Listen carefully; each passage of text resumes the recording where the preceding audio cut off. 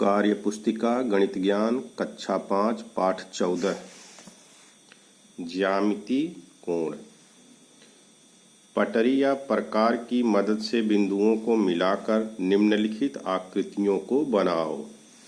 तो पटरी या प्रकार से जो बिंदु दिए गए हैं इनको मिलाकर आकृति बनाना। जैसे इसके 4 बिंदु थे, ये सभी भुजाएं बराबर, इनको मिला दिया गया और ये संरचना हो गई वर्ग।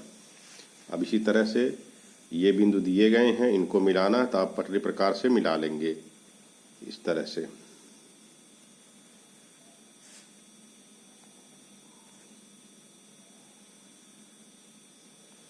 और इसमें ये दोनों लंबाई हो गया और ये चौड़ाई हो गया। लंबाई ज़्यादा है चौड़ाई से, तो ये संरचना हो गई आयत। इसी तरह से ये 3 बिंदु दिए गए हैं, इनको इस तरह से पटरी से मिला लेंगे और ये संरचना हो गई त्रिभुज।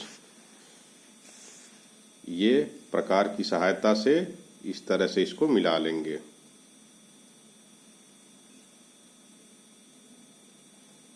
और ये संरचना है वृत्त। ये पंचभुज है, इसको भी पटरी की सहायता से मिला लेंगे।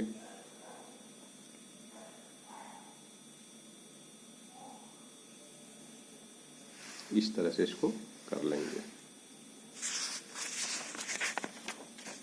अगला प्रश्न है, देखो और जोड़े मिलाओ।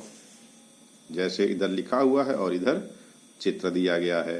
3 भुजाओं से मिलकर बनी आकृति, तो इसको कहते हैं त्रिभुज। तो इसको लाकर त्रिभुज में मिलाया गया है। अगला है 4 बराबर भुजाओं से मिलकर बनी आकृति। तो ऐसी आकृति जिसमें 4 भुजाएं हों और सभी बराबर हों, तो उसको कहते हैं वर्ग। तो इसको वर्ग से मिला देंगे। फिर है 5 भुजाओं से मिलकर बनी आकृति। तो जिसमें 5 भुजाएं होती हैं उसको पंचभुज कहते हैं। तो पंचभुज यहाँ ऊपर बना हुआ है, इससे मिला देंगे।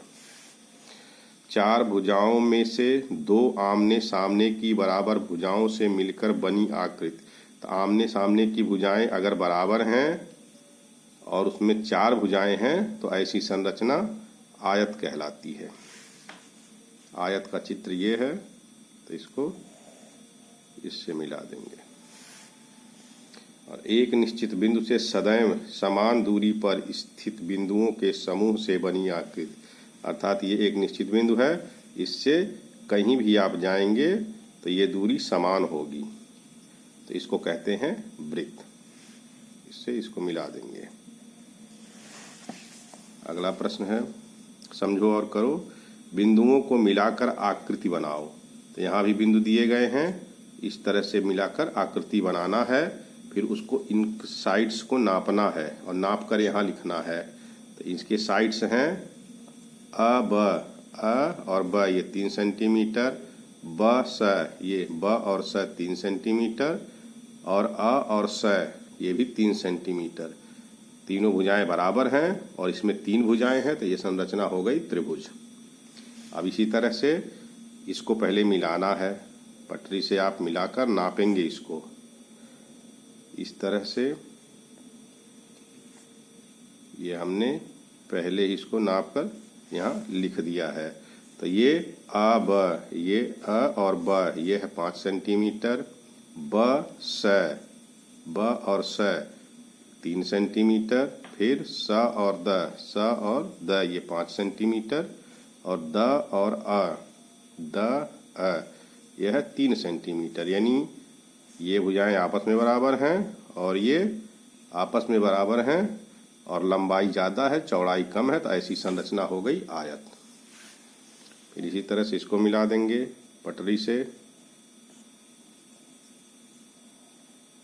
और इसमें ये अ और ब, यह है 3 सेंटीमीटर, ब और स 2.2 सेंटीमीटर, फिर स और द 3 सेंटीमीटर, द और अ ये है 2.2 सेंटीमीटर। तो ऊपर जैसी ही संरचना ये भी है। ये भुजाएं आपस में बराबर हैं और ये आपस में बराबर हैं। ये लंबाई ज़्यादा है, तो ये हो गया आयत। फिर इसी तरह से इसको मिला देंगे। एक भुजा, 2, 3, 4, 5। ये पहले तो पंचभुज है और सबकी लंबाई नाप लेंगे तो ये 2-2 सेंटीमीटर है। सबका लंबाई यहाँ 2-2 सेंटीमीटर लिख देंगे और नाम लिख देंगे पंचभुज। अगला प्रश्न, यहाँ एक सूत्र दिया गया है, आयत का परिमाप बराबर लंबाई धन चौड़ाई धन लंबाई धन चौड़ाई, अर्थात 2 बार लंबाई और 2 बार चौड़ाई। तो इसको शॉर्ट में लिखेंगे, बराबर 2 लंबाई धन 2 चौड़ाई। फिर ये 2 दोनों में है तो इसको कॉमन हो गया तो इसको एक बार लिख लेंगे और कोष्टक में कर देंगे लंबाई धन चौड़ाई। तो आयत का परिमाप बराबर 2 कोष्टक में लंबाई धन चौड़ाई, ये सूत्र है। अब यहाँ एक आयत दिया गया है, लंबाई 6 सेंटीमीटर, चौड़ाई 2 सेंटीमीटर। अब इसका परिमाप निकाला गया है। तो आयत की लंबाई बराबर 6 सेंटीमीटर, चौड़ाई बराबर 2 सेंटीमीटर। आयत का परिमाप बराबर 2 गुणे कोष्टक में लंबाई धन चौड़ाई। यहाँ गुणक चिन्ह ना लगाएं तब भी अगर ये कोष्टक में है तो यहाँ गुणा का चिन्ह रहता है। बराबर हो गया 2 गुणे कोष्टक में, अब लंबाई की जगह 6 लिख दिया, चौड़ाई की जगह 2 लिख दिया। अब पहले ब्रैकेट के अंदर जो दिया गया है उसको सॉल्व करेंगे तो इसको जोड़ देंगे, 6 2 8, तो बराबर हो गया 2 गुणा का चिन्ह और 6 2 8, फिर गुणा कर देंगे, 8 दूना 16 सेंटीमीटर।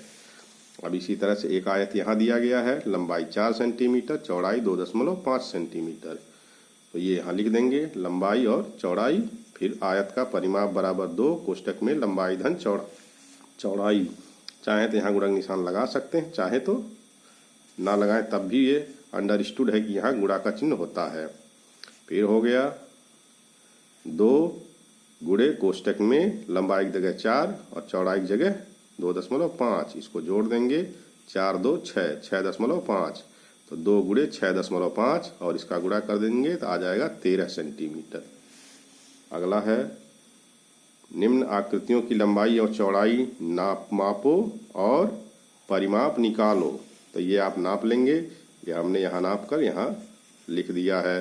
तो लंबाई है 5 सेंटीमीटर, चौड़ाई 3 सेंटीमीटर, तो परिमाप बराबर 2 और कोष्टक में लंबाई धन चौड़ाई। यहाँ आप गुणा का चिन्ह चाहें तो लगा सकते हैं। तो ये हो गया लंबाई की जगह 5, चौड़ाई की जगह 3, 2 कोष्टक में 5 धन 3, इसको जोड़ देंगे तो आ जाएगा 8, यानी 2 गुणे 8 बराबर 8 दूना 16। इसी तरह से अगला है आयत, तो इसकी लंबाई 4 सेंटीमीटर, चौड़ाई 2 सेंटीमीटर, तो परिमाप बराबर 2 कोष्टक में लंबाई धन चौड़ाई। गुणा का चिन्ह आप लगा लेंगे, अगर लगाना है, नहीं लगाएंगे तब भी कोई बात नहीं है, कोष्टक के पहले कोई चिन्ह नहीं है, इसका मतलब गुणा ही होता है। तो ये जोड़ देंगे, 4 2 6 गुणे 2, तो ये हो गया 2 छक्के 12, इसका उत्तर आ गया 12 सेंटीमीटर। अगला प्रश्न है, यहाँ सूत्र दिया गया है, वर्ग का परिमाप बराबर वर्ग की चारों भुजाओं का योग। चाहे तो चारों भुजाओं को जोड़ दें या 4 गुणे भुजा या 4 में एक भुजा का गुणा कर दें, तब भी परिमाप आ जाएगा। जैसे ये वर्ग दिया गया है, इसकी सभी भुजाएं 4 सेंटीमीटर हैं, तो वर्ग का परिमाप, ये फार्मूला लिखेंगे, 4 गुणे भुजा की लंबाई, फिर 4 गुणे भुजा की लंबाई है 3 सेंटीमीटर, तो गुणे 3, 4 तियाएं 12, तो 12 सेंटीमीटर। इसी तरह से अगला वर्ग है, इसकी भुजा है 2.5 सेंटीमीटर, तो वर्ग का परिमाप बराबर 4 गुणे भुजा की लंबाई बराबर 4 गुणे 2.5 बराबर गुणा कर देंगे तो आ जाएगा 10 सेंटीमीटर। अगला प्रश्न, वर्ग की भुजाओं को नापो और परिमाप बताओ। यहाँ नाप कर तब परिमाप बताना है। तो इसकी एक भुजा है 2 सेंटीमीटर, ये आप नाप लेंगे तो ये आ जाएगा 2 सेंटीमीटर। तो हो जाएगा परिमाप बराबर 4 गुणे भुजा की लंबाई बराबर 4 गुणे 2 बराबर 4 दूना 8 सेंटीमीटर। इसी तरह से अगला है, इसकी एक भुजा की लंबाई 4 सेंटीमीटर है, तो परिमाप बराबर 4 गुणे भुजा की लंबाई बराबर 4 गुणे 4 बराबर 16 सेंटीमीटर। अगला प्रश्न है, हल करो। एक आयताकार खेत की लंबाई 45 मीटर और चौड़ाई 18 मीटर है। खेत के चारों ओर तार लगाने में कितना लंबा तार लगेगा। तो आयताकार खेत है और लंबाई चौड़ाई दिया गया है, पहले उसका परिमाप निकाल लेंगे, जितना परिमाप होगा वही उतना ही तार लगेगा। तो लिखेंगे तार की लंबाई निकालने के लिए खेत का परिमाप पता करना होगा, जो परिमाप आएगा वही तार की लंबाई होगी। तो आयताकार खेत का परिमाप बराबर आयत है तो सूत्र लग जाएगा 2 कोष्टक में लंबाई धन चौड़ाई, तो 2 गुणे 45 धन 18, 45 लंबाई 18 चौड़ाई, इसको जोड़ देंगे 63 आ जाएगा। तो 2 गुणे 63 गुणा कर देंगे 126 मीटर, अतः तार की लंबाई 126 मीटर।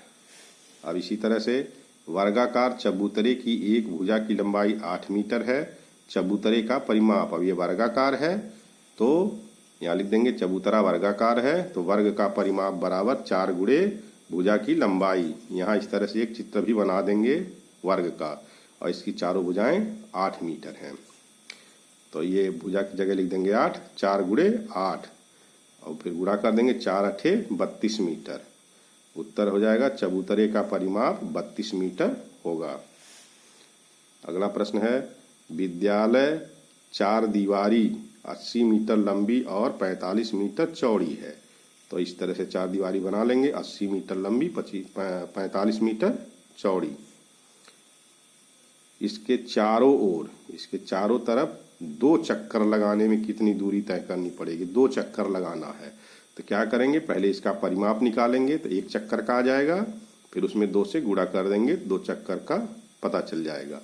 तो लिखेंगे 4 दीवारी का परिमाप बराबर 2 कोष्टक में लंबाई धन चौड़ाई बराबर 2 कोष्टक में 80 धन 45, 80 लंबाई है 45 चौड़ाई है, इसको जोड़ देंगे तो आ जाएगा 125, 2 गुणे 125 बराबर गुणा कर देंगे 250 मीटर।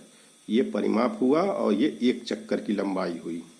तो 2 चक्कर में तय दूरी, तो 2 गुणे 1 चक्कर में जो दूरी तय हो रही है 250, तो गुणा कर देंगे 250 गुणे 2 बराबर 500 मीटर।